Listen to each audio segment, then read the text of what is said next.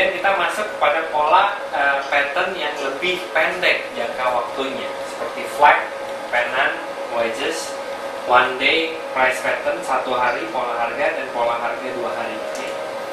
Nah, flag sesuai dengan namanya, bendera, ini adalah pattern yang bisa terjadi dalam periode yang sangat pendek, biasanya 3 sampai 5 minggu. Tapi pada saat bisa juga sependek-pendeknya 5 hari. Diawali dengan rally harga. Ya, kita langsung saja ilustrasinya. Jadi ada kenaikan harga, kemudian diikuti dengan retrace harganya. Jadi harganya turun, biasanya tidak lebih rendah dari setengah tiangnya. Jadi flag itu, bendera itu ada tiangnya, ada benderanya juga. Karakter-karakter ini harus dipenuhi, ya. Jadi flag terbentuk di atas tiang kurang lebih setengahnya, ya. Jadi ketika harga naik drastis, kemudian muncul flag, itu adalah periode profit taking sementara, ya. Flag ini adalah pola continuation. Jadi kalau muncul pola seperti itu, kita lihat karakter-karakternya itu terpenuhi atau tidak. Kalau karakter-karakternya itu terpenuhi, berarti harga akan melanjutkan tren sebelumnya. Kalau trennya uptrend seperti ini, harga akan cenderung naik. Kita bisa melakukan aksi average up atau tambah porsi atau bahkan aksi beli, asal semua kondisinya itu terpenuhi. Yaitu ketika harganya naik drastis, volumenya juga harus naik drastis. Ketika flag ini terbentuk atau terjadi profit taking, jangan banyak-banyak volumenya juga harus turun. Dan selanjutnya ketika flag ini ditembus, dia akan naik setinggi harga tiang ini juga. Lumayan kalau kita dari bergerak harganya dari 1000 jadi 1500, sudah 50% ya, mungkin saja terjadi, atau 1200, 20%. Jadi potensi kenaikan harganya mungkin bisa 20% lagi di sini. Jadi ini adalah pattern yang perlu kita perhatikan karena bisa memberikan satu dasar untuk kita mengambil keputusan. Sebaliknya pada saat downtrend, hati-hati, ya. Ketika muncul flag seperti ini, bisa saja ini hanya istirahat sejenak daripada tren sebelumnya. Ketika support ini ditembus, dia akan turun. Jadi kita perlu memperhatikan garis-garis support ini. Tadi sudah ditunjukkan cara menggambar targetnya adalah setinggi tiang ini pada downtrend, setinggi tiang ini. Oke, jadi yang harus diingat daripada flag adalah temporary profit taking. Juga perlu diperhatikan kalau terlalu lama pembentukan flag ini, bisa jadi yang terjadi adalah harga distribusi atau terjadi bukan profit taking, malah harga akan berubah dari continuation menjadi reversal. Jadi hati-hati dengan jangka waktunya, hati-hati dengan volumenya, perhatikan baik-baik karakteristik yang lain. Penan karakternya mirip dengan flag, hanya bentuknya seperti segitiga. Oke. Adalah pola jangka pendek, juga merupakan pola continuation. Wedges, kalau tadi penan sama angle, ya kan, angle-nya dia convergent seperti ini, rapat. Kalau wedges ada dua, falling dan rising wedges, dia arahnya turun. Kalau yang tadi arahnya berlawanan, yang satu turun, yang satu naik, ini arahnya bentuknya saja yang berbeda. Oke, karakteristiknya harus diperhatikan, harus dipenuhi sama seperti flag tadi. Jadi kalau kita sudah memahami karakteristik daripada flag, bentuk-bentuk pola ini hanya bentuknya saja yang berbeda, tapi karakternya kurang lebih mirip. Oke. Nah, ini pola yang cukup terkenal, disebut cup and handle. Ya, cup and handle ini ibaratnya cangkir dan handle-nya atau pegangannya. Jadi biasanya pola ini adalah pola jangka menengah. Ya. ketika pola ini terbentuk, harga cenderung continue atau mengikuti tren sebelumnya, dalam hal ini uptrend. Ya. William O'Neill adalah salah seorang trader atau penulis daripada buku How to Make Money in Stock. Ini sangat terkenal sekali pola cup and handle ini. Ya. Karakteristiknya ketika si cangkir ini ditembus, targetnya adalah setinggi kedalaman cangkir ini atau cup ini. Pada saat pembentukan handle, pegangan tidak boleh melebihi batas pertengahan daripada cangkir. Jadi kita bisa menarik Fibonacci retracement di sini bahwa ini nggak boleh minus 50% lebih. Oke. Pada saat penembusan diikuti dengan volume yang besar. Artinya kalau ada volume besar menembus resisten di sini, kita bisa melakukan aksi beli. Oke. Semakin lama durasi pembentukan, semakin kuat sinyal yang diberikan. Oke, ini ada retrace sepertiga hingga 3% setengah atau 2/3, umumnya level koreksi dari low ke peak yang mendahului sebelum pembentukan formasi ini. Jadi daripada formasi ini dibentuk, maksimum dia akan retrace atau dari tren sebelumnya naik, dia akan retrace paling tidak 1/3 sampai 2/3 atau 60% kurang lebih. Nah, ini saya ilustrasikan dengan bar, tapi kita nanti coba melihat dengan menggunakan candlestick. Jadi one day reversal adalah ketika harga bergerak naik, tiba-tiba harga tidak lagi ditutup. Kalau dengan bar chart tidak lagi ditutup di titik tertingginya, tapi ditutup di arah yang sebaliknya, sehingga terjadi tekanan turun. Nah, hati-hati ketika harga sudah naik drastis. Jadi perhatikan, satu candle atau satu bar ini bisa mengindikasikan pembalikan arah.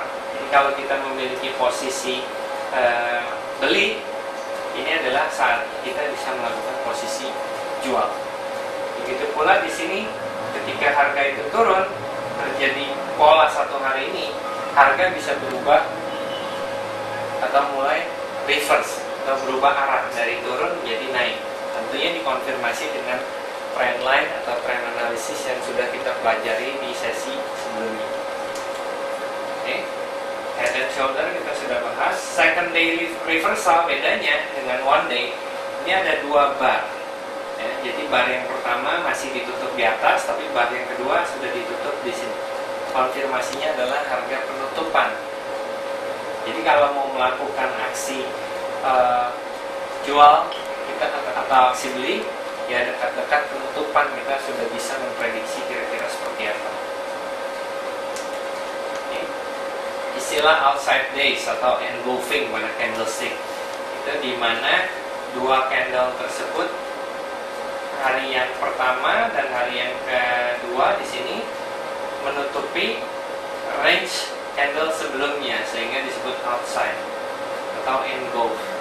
Karakteristiknya sebagai berikut, bahwa trailing range harus lebih besar, ditutup dengan harga yang berlawanan arah dengan hari sebelumnya. Semakin besar range, semakin kuat perubahannya, semakin kuat rally-nya. Jadi kenaikan harganya kalau drastis, dia akan semakin kuat reversalnya. Oke. Ingat selalu outside day menunjukkan perubahan arah. Jadi harus kita lihat tren sebelumnya apa. Jadi kalau trennya kuat, naik seperti ini, kenaikan harga yang drastis, ya berarti cenderung akan reverse di sini. Kita perhatikan harga close. Inside day kebalikannya, range candle atau bar ini lebih kecil daripada range sebelumnya. Jadi kalau terjadi kenaikan harga, volumenya juga ikut naik, tiba-tiba harganya ditutup dengan range yang lebih kecil daripada bar sebelumnya, hati-hati, ada potensi harga akan reverse. Okay. Gaps. Nah, gaps adalah loncatan harga, biasanya menggambarkan emosi. Gaps bisa terjadi di awal pembukaan market, ya kan, merupakan daerah kosong, ya. Gaps atau jeda pada chart. Apabila terjadi di atas harga sebelumnya, merupakan kecenderungan buyer untuk membeli lebih tinggi daripada periode sebelumnya. Jadi kalau gap up berarti ada yang mau membeli dengan harga yang lebih mahal daripada harga kemarin atau penutupan kemarin. Hampir semua gap tertutup, tapi tidak selalu. Jadi kalau muncul gap, suatu saat gap ini akan ditutup, tapi tidak selalu langsung ditutup. Nah, jadi ini merupakan support dan resisten yang perlu kita perhatikan juga kalau terjadi gap up atau gap down. Okay. Macam-macam gap, ada common gaps, breakaway gaps, runaway gap, exhaustion gaps, island reversal gap. Langsung saja, breakaway gap itu loncatan harga yang sebelumnya didahului dengan pattern.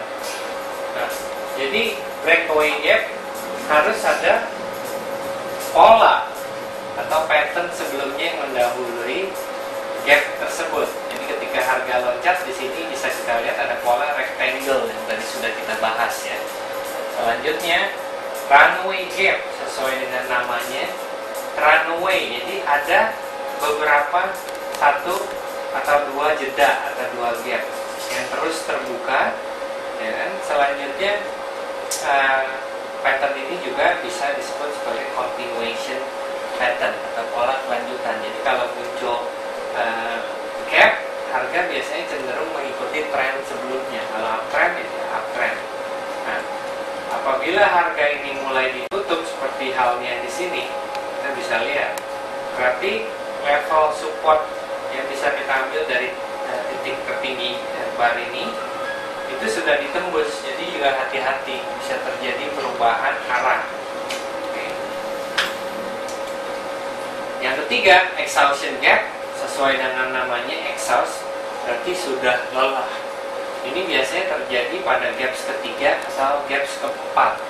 Nah, ini mengindikasikan bahwa harga sudah jenuh pada loncatan harga yang terakhir, sehingga harga bisa saja balik arah setiap saat. Okay.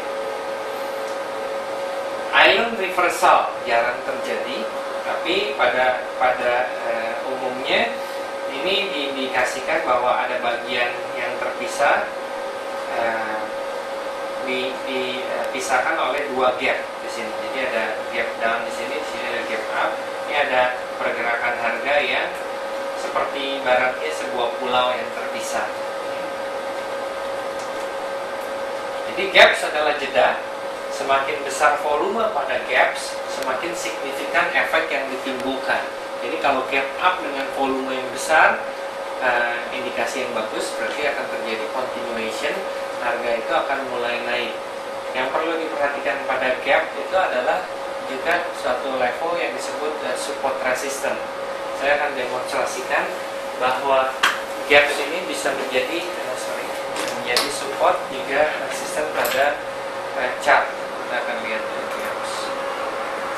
Jadi kalau gap up, ini titik tertinggi daripada candle ini bisa menjadi support. Ya, seperti bisa kita lihat di sini.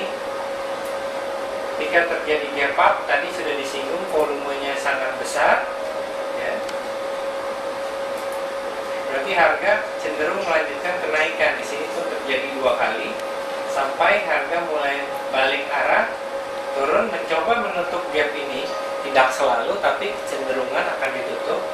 Kemudian harga naik kembali sehingga gap disebut sebagai pola continuation.